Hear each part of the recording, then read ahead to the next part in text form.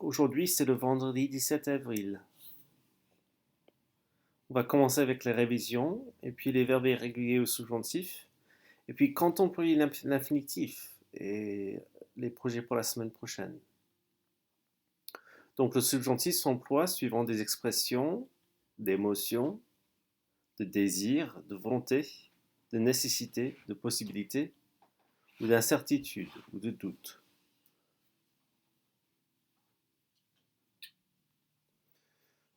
Donc voilà. Et comment est-ce qu'on forme le subjonctif? Ok. Donc on prend le verbe, on le met à la troisième personne au pluriel, donc il, elle, pluriel, il, pluriel, il regarde, il commence, il rende, on enlève le ENT, puis voilà, on ajoute les terminaisons. Que je regarde, que tu finisses, qu'il entende, que nous commencions, que vous rendiez, qu'il dorme. N'oubliez pas le i. So we've got some usual suspects, these kind of verbs that are a little strange in the subjunctive. So let's review them just a little bit. Que je fasse, que tu fasses, qu'elle fasse, que nous fassions, que vous fassiez, qu'elle fasse. And for this, I'd recommend reading along with me if it's not too much trouble. It's good practice. Que je veuille, que tu veuilles, qu'elle veuille, que nous voulions, que vous vouliez, qu'elle veuille. Que j'aille, que tu ailles, qu'elle aille, que nous allions, que vous alliez, qu'elles aillent. Que je puisse, que tu puisses, qu'elle puisse, que nous puissions, que vous puissiez, qu'elle puisse.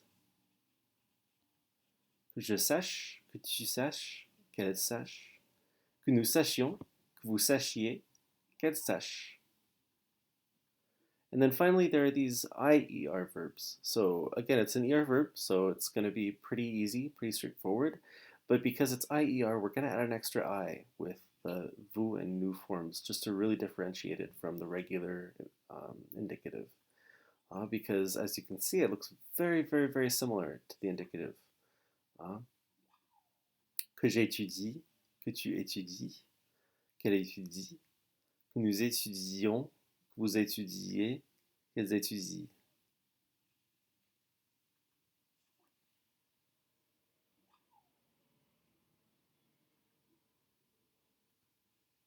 There you go.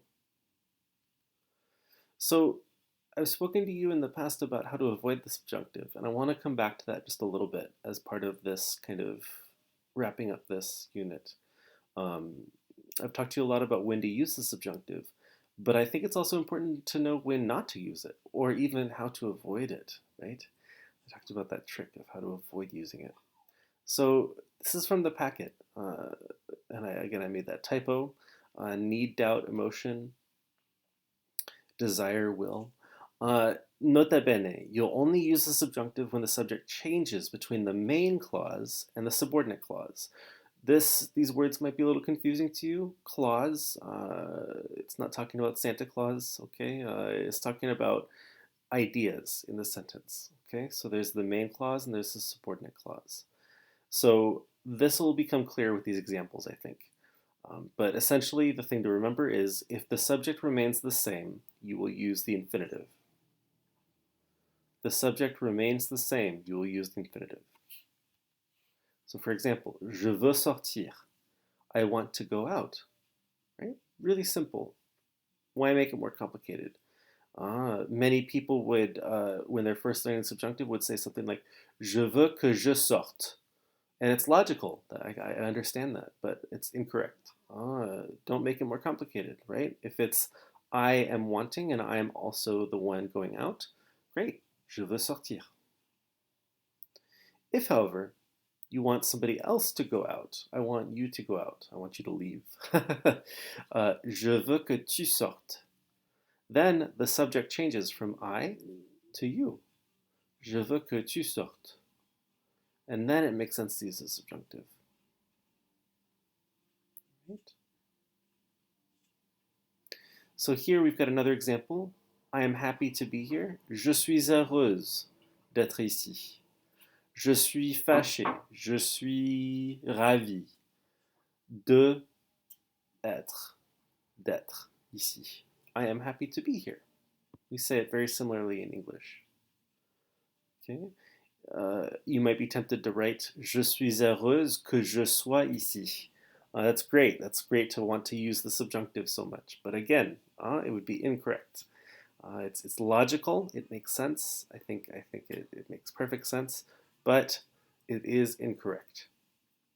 You want to use the infinitive when it's I, or you, or we, right? If the subject stays the same, use the infinitive. Keep your life simple. And then finally, je suis heureuse que tu sois ici. So there's another example of kind of the opposite, where it's like, okay, it's changed. I'm happy that you are here. So I used je for all these, but this applies to any pronoun, right? Any kind of subject. Mon chat est triste d'être à la maison. My cat is sad to be at home. Maybe he wants to go out or something. I don't know. Les professeurs souhaitent retourner au lycée. The teachers want to return to school. Right? It's not souhaiter qu'ils retournent. No, ils souhaitent retourner. And this is a good thing to know in terms of what's correct, but it's also a really great tool to know for avoiding the subjunctive. Right? There are times where you'll forget the subjunctive or you just don't love using it. You can try to twist the sentence around a little bit so you can avoid it using expressions like this, where you keep the subject the same, or those really handy impersonal expressions. Instead of il faut que tu sortes, for example, you gotta leave. Il faut que tu sortes. You could just say il faut sortir, right? One must leave. So it's not as clear about who's leaving, but it's just making that general statement. And I'd really recommend reviewing those impersonal expressions for that. So for next week, please follow the QR code right here. There's an activity, and send me a screen cap of your answers through Canvas, okay? So follow this QR code. It'll take you to a website with a good activity, a very brief activity, where you're asked to use either the subjunctive or the infinitive. And this is what it looks like. So you've got je vais, so you've got to plug that in somehow here, here, je prends, tu finis, right? So what I would recommend is reading the sentence through, looking at what you're plugging in, this part, and then typing it in.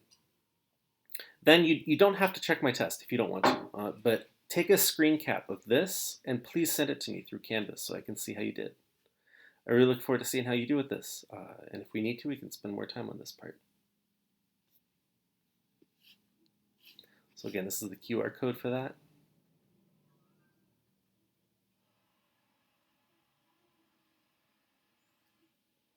Again, we're wrapping up this unit. So aujourd'hui, nous avons révisé la conjugaison du présent du subjonctif, les verbes réguliers, les verbes irréguliers. Nous avons parlé aussi de l'infinitif et des subjonctifs. Mardi prochain, nous allons réviser les expressions qui déclenchent le subjonctif ainsi que certaines expressions trompeuses. Et puis, on peut réviser encore une fois le subjonctif et l'infinitif.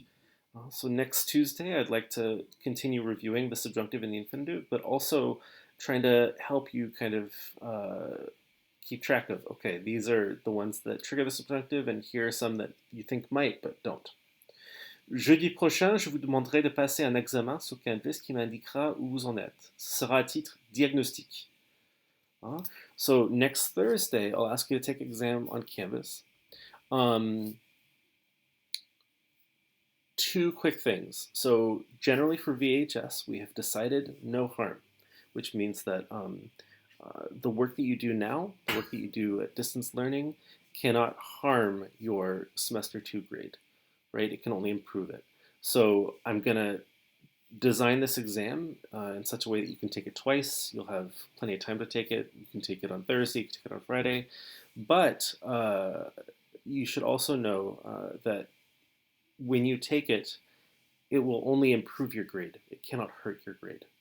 And I want to be really clear with that. The second thing, I spoke with the professor at UW Green Bay, and he was very understanding of the situation, and he made it clear that UW Green Bay is also struggling in their own way with how to kind of approach this. His request for us is that we continue to do work in class. So um, he has asked that we continue to do assessments and such. They're continuing to grade at UW Green Bay, unlike what we're doing at Verona. What I'm going to do is I'm going to follow the Verona policy, but I'm going to ask that you continue doing assignments. I'll make them delayed. I'll give you lots of time to do them in, and the grade again will be very soft. It won't be nearly as intense or anything.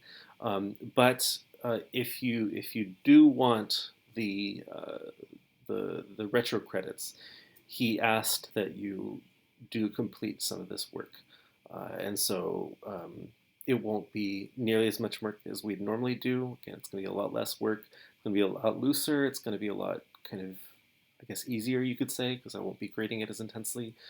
But it is important that you know that for those retro credits, you do have to continue doing the work for quarter 4. And if you decide that that's not possible for you for whatever reason, please, please, please get in touch, and we'll figure something out. It's kind of a fuzzy situation. It's a situation where we're all kind of adapting as best we can, and I'll continue to work as hard as I can to make this a thing. Make this class work for you. I was really happy to speak with y'all somewhat simply on last Wednesday. We'll continue doing that weekly. I'll offer that time as long as people keep showing up. And I will send you the email soon with some resources in French.